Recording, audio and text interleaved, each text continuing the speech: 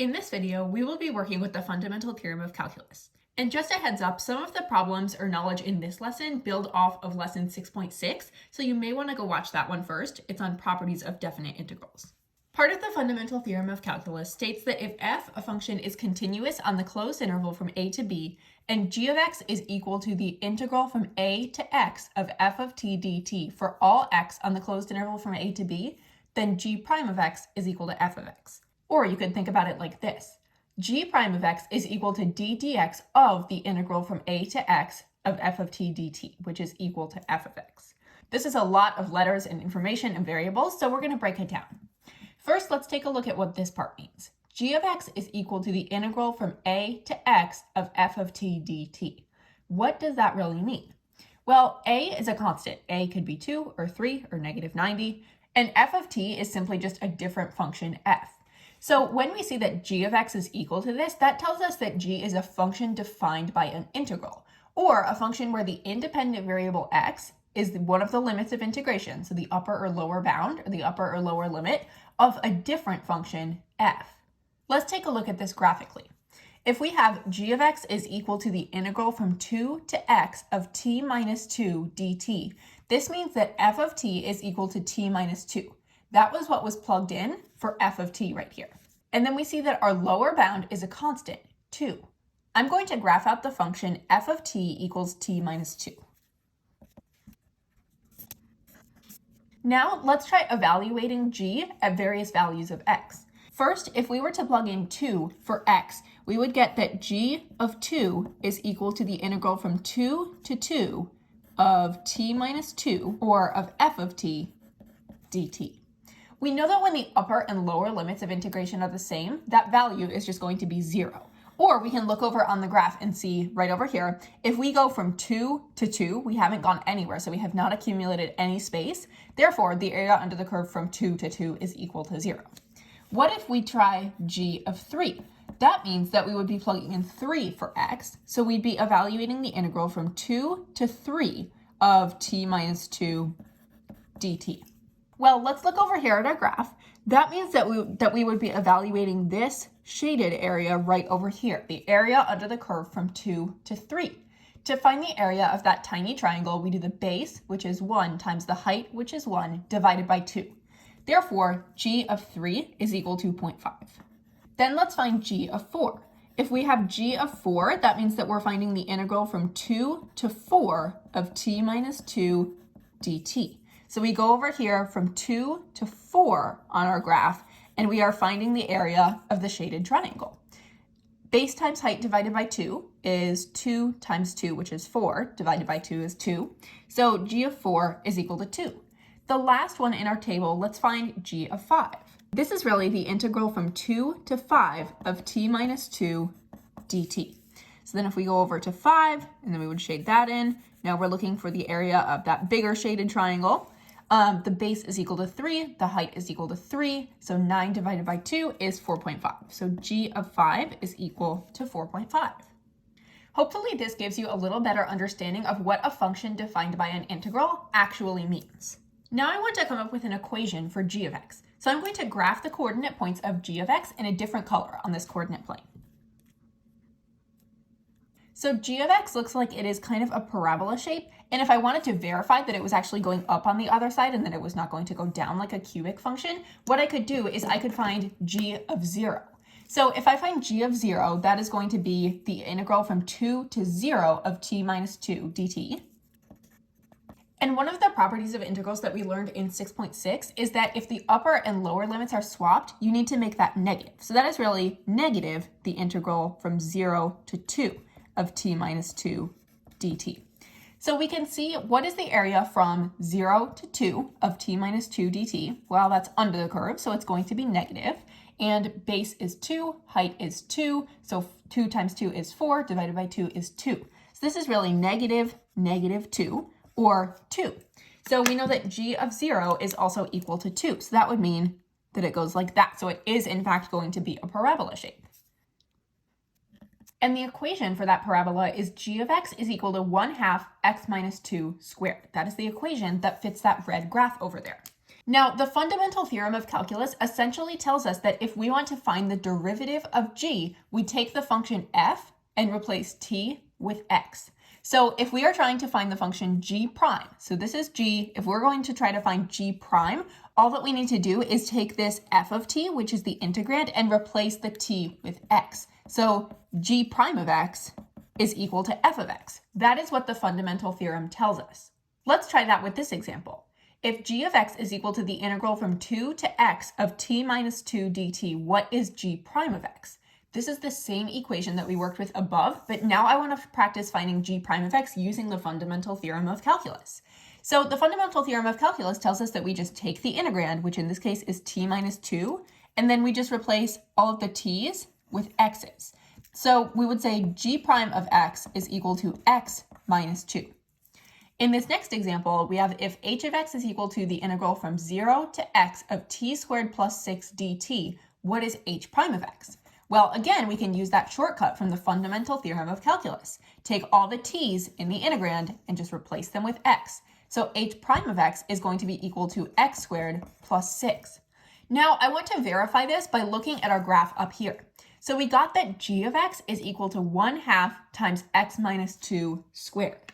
Now what I want to do is I want us to go find g prime of x from this equation.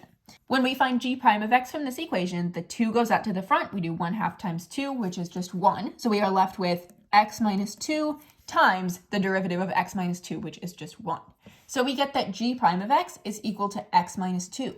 That is exactly what we got when we use this shortcut with the fundamental theorem of calculus down here. This is the same equation that we were looking at, the same function defined by an integral. And in both cases, we get that g prime of x is equal to x minus 2. We will be learning more about this topic in lesson 6.7.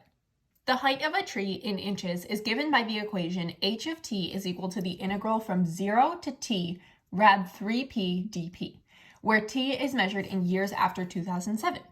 How quickly in inches per year is the tree growing in 2015?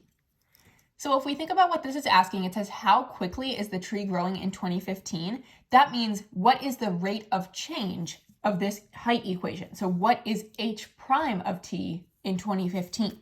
So 2015, that is 8 years after 2007. So we are really looking for h prime of 8. We can use the fundamental theorem of calculus here because we are given h of t is equal to this function defined by an integral. We have the constant at the bottom, the independent variable at the top. So if we use that shortcut that we just learned with the fundamental theorem of calculus, we would get that h prime of t is equal to, and then we take this integrand and replace all of the p's with the independent variable. So h prime of t is going to be equal to rad 3t. Then to find h prime of 8, all that we do is we just plug in 8. So it's equal to rad 3 times 8, or rad 24, which matches answer choice B.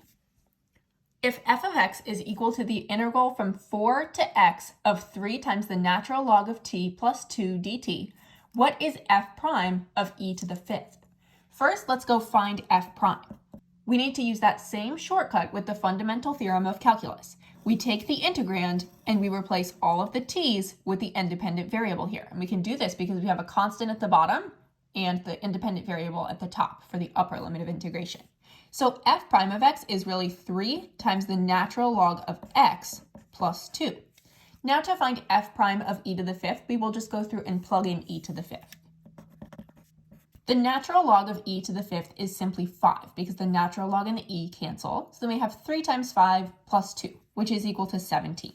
So D is the correct answer. Let f of x equal 2 minus the integral from 2 pi to x of 5 minus the cosine of 2t dt.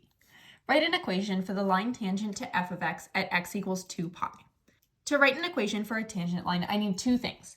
I need a point that lies on the curve of f of x, and I need the slope of the line at that point. So to find the point, I'm just going to find f of 2 pi. Not even trying to find f prime of 2 pi, just finding f of 2 pi. And that's going to be equal to 2 minus the integral from 2 pi to 2 pi of 5 minus the cosine of 2t dt. Now, whenever the upper and lower limit of integration are exactly the same, that's just going to be equal to 0. So this entire circled thing is equal to 0. So f of 2 pi is equal to 2 minus 0, or 2. This means that the point on the line is 2 pi, 2. Now I want to find the slope of the tangent line at x equals 2 pi.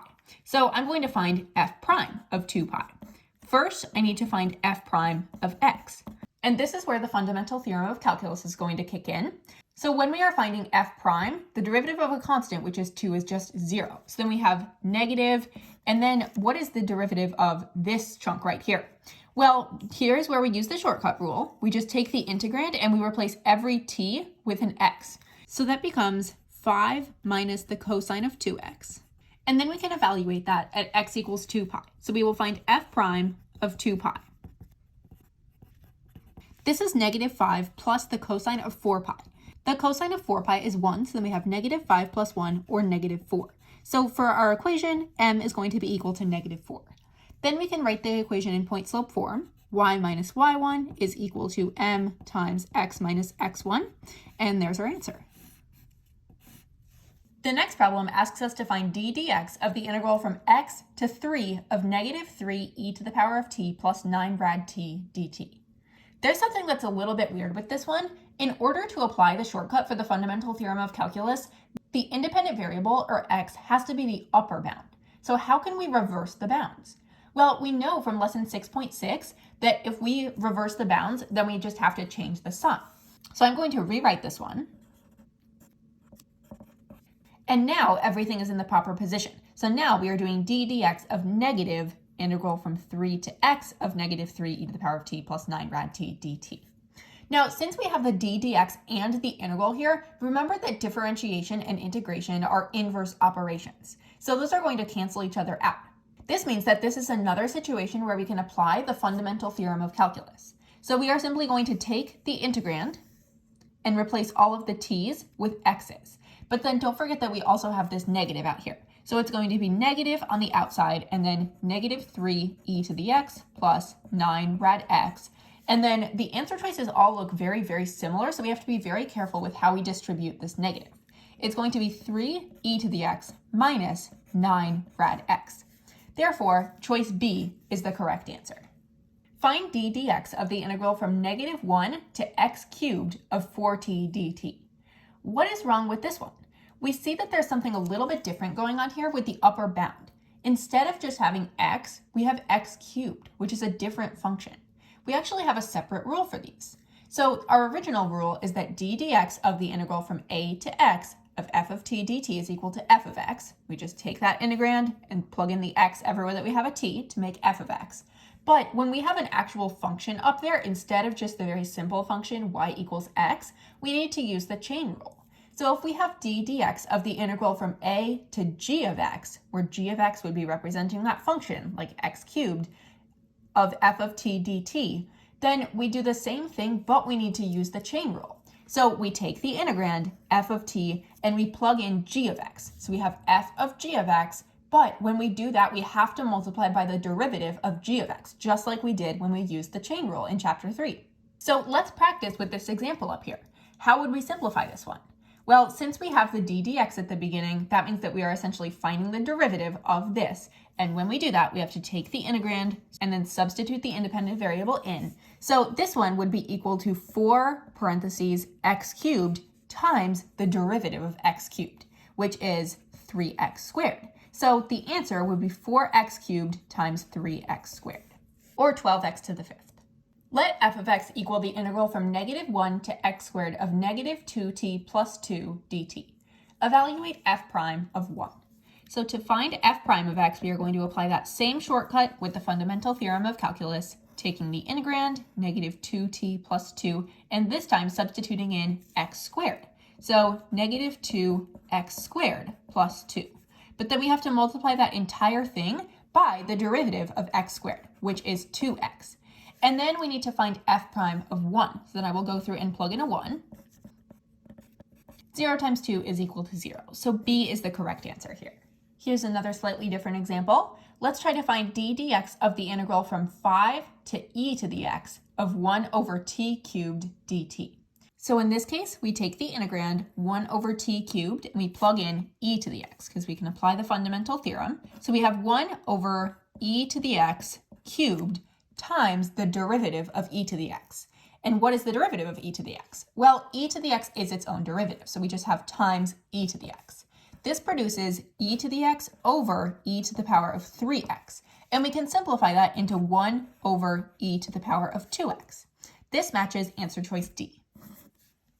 For x being greater than 0, if f of x is equal to the integral from 0 to cosine x of the natural log of t plus 1/3 t to the 4th dt, what is f prime of x? To find f prime of x, we're going to use that same shortcut with the fundamental theorem. In this case, we are going to have to apply the chain rule though. So first, we just take our integrand and replace every t with cosine of x. And then when we write 1/3 times t to the 4th or 1/3 times cosine x to the 4th, remember that cosine x to the 4th is the same thing as cosine to the 4th of x. We can write the 4 up there instead of at the end. And it looks like that's how our answer choices have it. So that's why I'm doing it that way. And then since we subbed in a cosine x, we have to multiply this entire thing by the derivative of cosine x, which is negative sine x. So now let's see if we have any answer choices that match this. That has no negative sine x, so that's not going to be our answer. Choice B, we have negative sine x times natural log of cosine x plus cosine to the 4th x over 3. It looks like that is the correct answer. They did rewrite this little chunk over here. Instead of 1/3 cosine to the 4th x, they have cosine to the 4th x over 3, but that's completely fine. So B is our correct answer. Find d dx of the integral from x to x cubed of 2t dt. This is another special case because we have variables in both the top and the bottom limits of integration. The upper and the lower limits of integration have an x in them. And in order for the fundamental theorem of calculus to be applied, we need to have a constant as the lower limit of integration. So what I'm going to do is I'm actually going to use my addition properties for integrals. And you can review that in lesson 6.6 if you need to, but I'm going to split this into two separate integrals. So I'm going to take that bracketed portion and I'm going to split that portion into the integral from x, and then I'll just say 0, the integral from x to 0 of 2t dt plus the integral from 0 to x cubed of 2t dt. And then we know that if we were to add those together, the one from x to 0 plus 0 to x cubed, the x's cancel out and we would just get from x to x cubed of 2t dt. But we have to have them split apart in this situation because we have to evaluate them separately. But then there's another slight issue with this first one. The constant is on the top. The constant is the upper limit of integration, and we need it to be the lower limit of integration. So when I go through and rewrite this, I'm going to rewrite it as with a negative sign up front, and then I will have the lower limit on the bottom, the constant on the bottom, integral from 0 to x of 2t dt plus the integral from 0 to x cubed of 2t dt. And now I am ready to go through and evaluate. So for this first one, I apply the fundamental theorem, x goes in for t, and I get that one is negative 2x. And then we have plus the second one. And the second one, we are going to have to apply the chain rule because we have x cubed up here. So it's going to be 2x cubed because we substitute in the x cubed for the t, 2x cubed times the derivative of x cubed, which is 3x squared. Then we can simplify and we get negative 2x plus 6x to the 5th. Here's one more similar example. If g of x is equal to the integral from x minus 4 to x squared of 5 over t dt, what is g prime of x? Well, to find g prime of x, what we have to do is we have to split this into two separate integrals. So the first thing I'm actually going to do, I'm not going to find g prime of x right away, but I'm going to rewrite g of x in a way that I can apply the fundamental theorem of calculus. So I'm going to rewrite this as the integral from x minus 4 to 0 of 5 over t dt plus the integral from 0 to x squared of 5 over t dt. Then I need to switch around the bounds on this one. I need to have the constant as the lower limit of integration. So this one will become negative. I'll rewrite it as negative, the integral from 0 to x minus 4, and then just copying down the rest. And then I can find g prime of x. So to find g prime of x, the first thing I do is x minus 4 goes in for t into this integrand. So we have negative parentheses 5 over x minus 4, and then times the derivative of x minus 4, that's just 1. So when we apply the chain rule, we don't actually need to add anything here. But then we have plus, and then this time x squared goes in for t. So plus 5 over x squared. And this is a case where we do apply the chain rule. So the derivative of x squared is 2x. So we have that 2x out in the beginning. And then we can just go through and simplify this a bit. There is g prime of x.